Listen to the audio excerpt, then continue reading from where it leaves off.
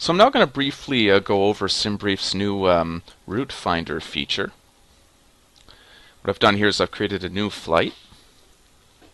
And we're going to create a new flight from London to Munich. It's chosen an alternate for us. I'm going to choose the A320 as an aircraft here. And I'm going to skip right down to the route finder tool. I'm going to open the route finder. As usual, a route has been suggested to us, but we're going to go ahead and try to find our own route for this flight. There are a few options in here. First, we have estimated altitude. That basically tells the route finder about what altitude you'll be flying at. It doesn't have to be an accurate altitude. It doesn't have to be valid for direction of flight. It's a rough estimate. And basically, the route finder uses that to select airways that are most likely to be valid for these altitudes. Estimated true airspeed is the same, it's just an estimate, doesn't need to be very accurate. Enable tracks, if this was an Atlantic flight, this checkmark will enable or disable the use of North Atlantic tracks. And furthermore, if you enable tracks, you can actually specify which specific track you want to use.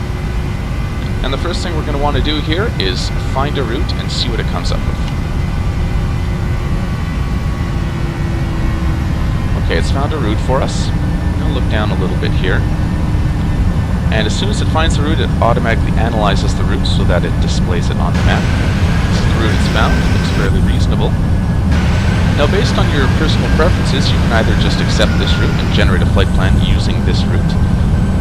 However, in European airspace, there is an extra wrinkle. And that is that due to the multitude of restrictions that exist in European airspace, not just any route will be valid. And the way we check to see if the route you've generated is valid for European airspace, we use the CFMU validation button. So we'll go ahead and click that. It's going to load a pop-up window that will analyze your route. And under the response column, it's going to give a few errors here. It's now telling us that traffic via this airway is on a forbidden route. So the airway Uniform Zulu 738. Go ahead and copy this,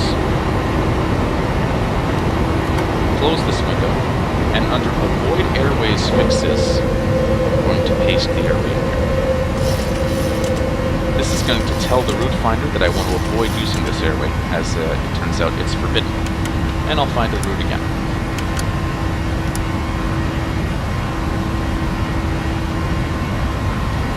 It's generated another route, this time without that airway in it.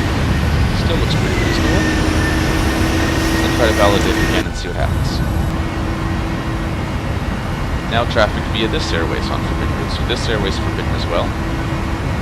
So I'll do the same process again.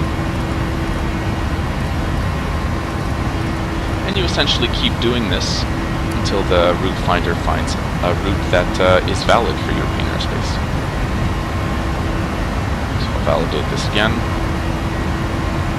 L607 is invalid.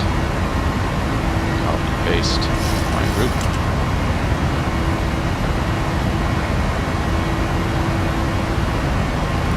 Y863 is invalid.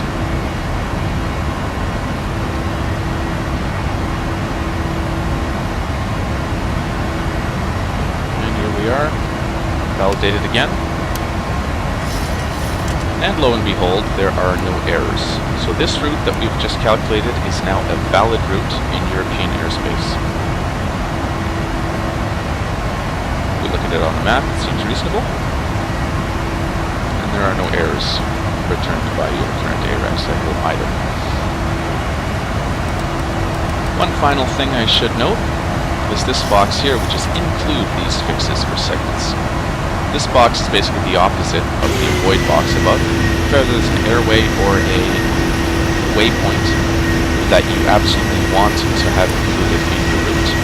For example, if we actually wanted to hold it in our route, you could type here and generate your route, and it will return a route that uses one, if at all possible. Once again, this is an optional step, maybe geared towards more advanced users. But certainly if you're looking to find realistic routes that would be valid for European airspace, SimBrief's route finder in combination with the CFMU validation and the Avoid Airways and Fixes box would be the recommended way to